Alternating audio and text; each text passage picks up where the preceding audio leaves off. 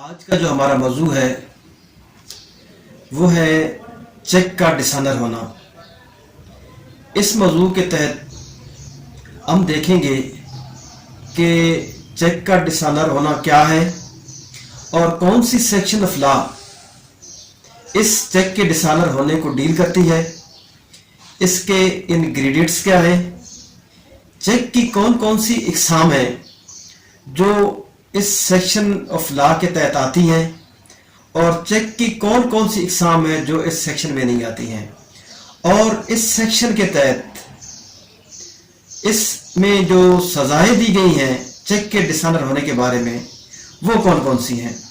تو سب سے پہلے دیکھتے ہیں کہ کون سی سیکشن آف لا ہے جو اس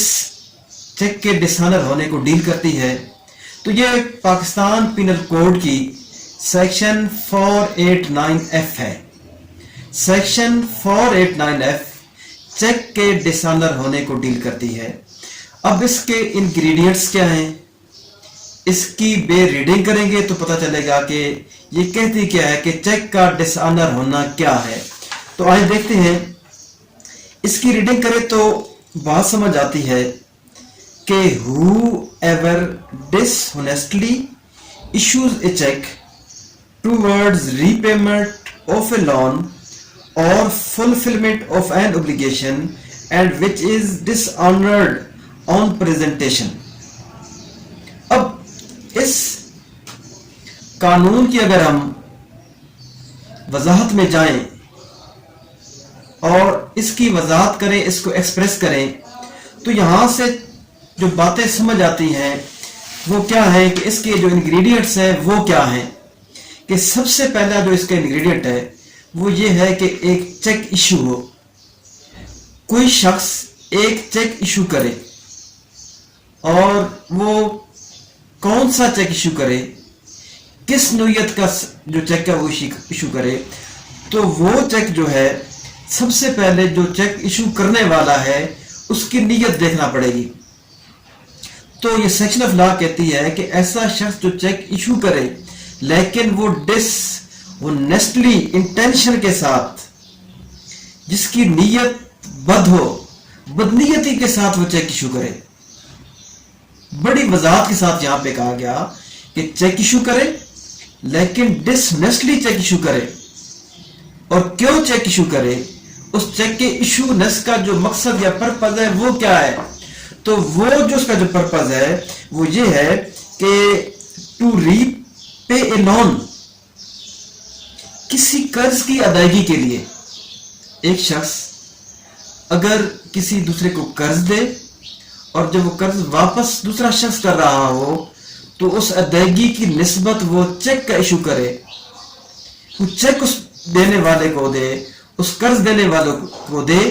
تو اس سیکشن آف لا کا اطلاق ہوگا۔ دوسری صورت اس کی کہ ٹو فلفل این اوبلیگیشن، کسی ذمہ داری، قرض سے ہٹ کر اگر کوئی ذمہ داری ہے، قرض سے ہٹ کر کوئی چیز ہے، قرض سے ہٹ کر اگر کوئی معاملہ ہے، جیسے کوئی لین دین کا معاملہ، دیگر نوعیت کا، جائیداد اگر کوئی فروخت کرتا ہے وہ معاملہ، گاڑی فروخت کرتا ہے وہ معاملہ، گھر فروخت کرتا ہے وہ معاملہ، یا دیگر کسی نوعیت کا آپس کا لین دین کا معاملہ ہے جس میں اس نے کوئی اوبلیگیشن فلفل کرنی ہے، تو تب اس کا جو اطلاق ہوگا وہ ہوگا۔ تو یہاں سے ہمیں پتہ چلا اس سیکشن آف لا کے پڑھنے سے، جو سیکشن 489F ہے پی پی سی کی، اس کے پڑھنے سے پتہ چلا کہ یہ کہاں کہاں پہ ایپلیکیبل ہے۔ سب سے پہلے کہ چیک کا ایشو ہونا، دوسری بات کہ جو انٹینشن ہے یہ ڈسہونیسٹلی ایشو ہو چیک، تیسری بات کہ یہ چیک کسی قرضے کی ادائیگی کے لیے یا یہ چیک کسی دیگر اوبلیگیشن، کسی دیگر ذمہ داری کی ادائیگی کے لیے ہو تو ہوگا، اس کا اطلاق اس پہ ہوگا۔ اور پھر کیا ہو کہ یہ چیک جب پریزنٹ کیا جائے کسی بینک میں، کسی مالیاتی ادارے میں جو لین دین کا کام کرتا ہے، بینک وغیرہ، تو بینک میں اگر یہ پریزنٹ کیا جائے اور یہ ڈس آنر ہو جائے تو اس کا اطلاق ہوگا۔ اب یہاں پہ ایک بات سمجھ آ رہی ہے، جو آج کل کے معروضی حالات بہت سارے کیسز میں یہ چیز سامنے آتی ہے کہ بعض ایسے چیک ایشو کیے جاتے ہیں جو بطور ضمانت ایشو کیے جاتے ہیں۔ کسی معاہدے میں، کسی لین دین میں کچھ چیک جو ہوتے ہیں بطور گارنٹی ایشو کیے جاتے ہیں، تو آیا ان چیکس کا جو بطور گارنٹی ایشو کیے جا رہے ہوں، بطور ضمانت کے وہ ایشو کیے جا رہے ہوں، تو کیا ان کا اطلاق یہاں پہ ہوگا؟ تو اس کی اگر ریڈنگ کریں تو یہاں پہ ایسی کوئی بات کوئی نہیں ہے کہ یہاں پہ جو گارنٹی والے جو چیک ہیں اس سیکشن آف لا کے تحت ان پہ اس کا اطلاق نہیں ہوگا، بلکہ اس کا اطلاق صرف اور صرف دو چیزوں پہ ہوگا کہ کیا کسی قرض کی ادائیگی کے لیے to pay re pay a loan, کہ کسی قرض کی ادائیگی کو یا کسی اوبلیگیشن کی فلفلمنٹ کی جائے تو تب اس کا اطلاق ہوگا۔ اب یہاں پہ بڑے واضح طور پہ یہ چیز سمجھ آ گئی اس کے پڑھنے سے کہ گارنٹی چیک ہوں یا ضمانتی چیک ہوں، جس طرح معاہدے میں معاہدہ کیا جاتا ہے دو فریقین کے درمیان، کوئی لین دین کا ہوتا ہے کہ بطور ضمانت یہ چیک دے دیا گیا، تو جہاں پہ لفظ آ جائے گا گارنٹی، جہاں پہ آ جائے گا ضمانت، وہاں پہ اس کا اطلاق نہیں ہوگا۔ اب اس کی سزائیں ہیں، پنشمنٹس ہیں۔ اب اس پہ آتے ہیں تو پنشمنٹس اس کی کیا ہیں؟ اس میں اب کچھ ترامیم ہو چکی ہیں، امینڈمنٹس ہو چکی ہیں۔ جو پہلی سیکشن آف لا تھی اس میں 3 سال کی سزا تھی، لیکن اب جیسے جیسے چیکس کے حجم بڑھتے جاتے ہیں، چیکس میں جو دی گئی اماؤنٹس ہیں وہ بڑھتی جاتی ہیں، ان میں اضافہ ہوتا جاتا ہے، اسی نوعیت کے اعتبار سے، اسی لحاظ سے پھر جو سزائیں ہیں وہ بھی بڑھتی جاتی ہیں۔ جیسے اب اس کو دیکھتے ہیں آگے جا کے اس کی سب کلاس جو اے ہے وہ کیا کہتی ہے، تو یہاں پہ مطالعہ کریں تو اس میں کہا جاتا ہے کہ if the amount mentioned in the check is less than 1 million، کہ جہاں پہ رقم جو ہے وہ 1 ملین سے کم ہو، جہاں پہ رقم 1 ملین سے کم ہو تو کیا ہوگا، then less than 1 million with imprisonment of either description for a term which may extend to 3 years۔ جہاں پہ رقم جو ہے وہ 1 ملین سے کم ہو، وہاں پہ سزا جو ہوگی وہ 3 سال ہوگی، اور اس کے ساتھ ساتھ کیا ہوگا، اور with fine، اور اس پہ جرمانہ بھی ہوگا، which shall not be less than the double of amount mentioned in the check or with both، کہ اس پہ جرمانہ بھی ہوگا۔ جرمانہ کتنا ہوگا؟ جرمانہ اتنا ہوگا کہ جتنی رقم اس چیک پہ مینشن کی گئی ہے اس کا ڈبل ہوگا۔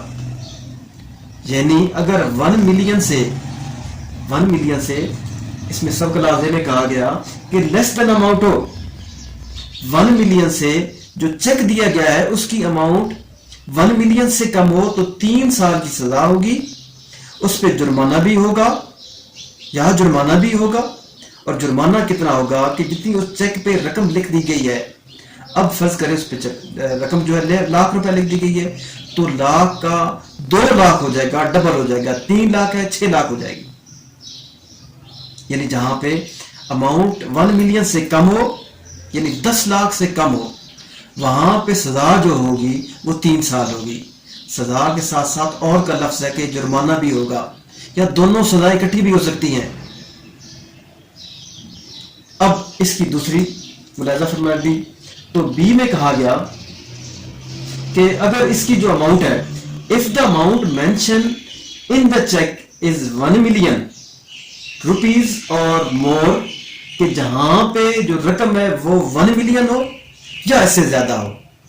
یعنی 10 لاکھ ہو یا اس سے زیادہ ہو، تو وہاں پہ کیا ہوگا، بٹ لیس دین 5 ملین، لیکن 5 ملین سے کم ہو with the imprisonment of either description for a term which may extend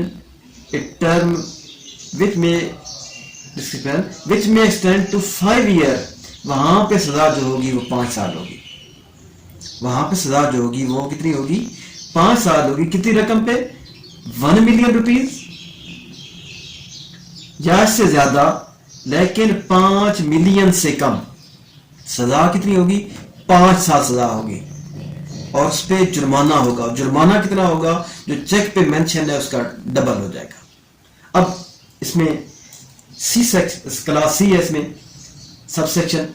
if the amount mention in the check is 5 million rupees और मोर,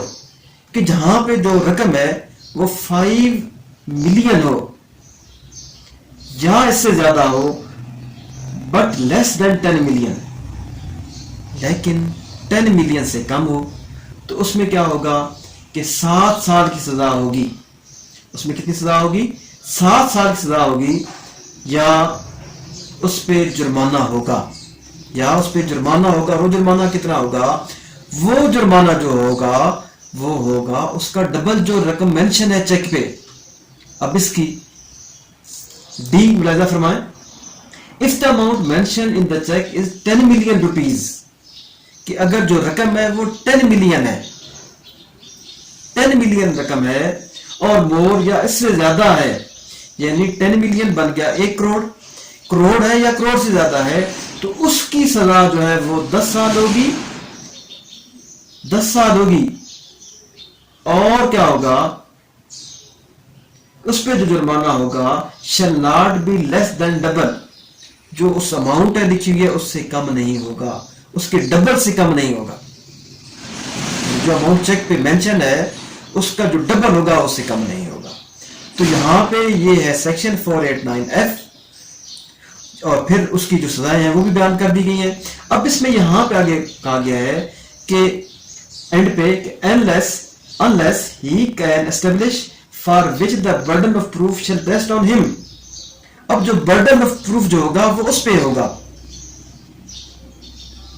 किस पे होगा, जो चेक देने वाला शख्स है, burden of proof जो होगा उस पे होगा। क्या burden of proof होगा, that he had made arrangements with his bank to ensure that the check would be honored, कि उसने तो इंतजामात किए थे, साबित उसे करना होगा कि उसने तो इंतजामात किए थे रकम देने के, लेकिन क्या हुआ, and that the bank was at fault in not honoring the check, कि उसने burden of proof चेक देने वाले पे होगा कि उसने तो रकम देने के इंतजामात किए थे, लेकिन ये बैंक का फॉल्ट था, बैंक के फॉल्ट की वजह से, टेक्निकल या समथिंग एल्स जो भी हो सकता है, तो उसके फॉल्ट की वजह से जो चेक की अदायगी है, जो रकम की अदायगी है वो ना हो सकी। यानी उस शख्स ने साबित करना पड़ेगा जिसने चेक दिया है कि उसने सारे अरेंजमेंट किए थे,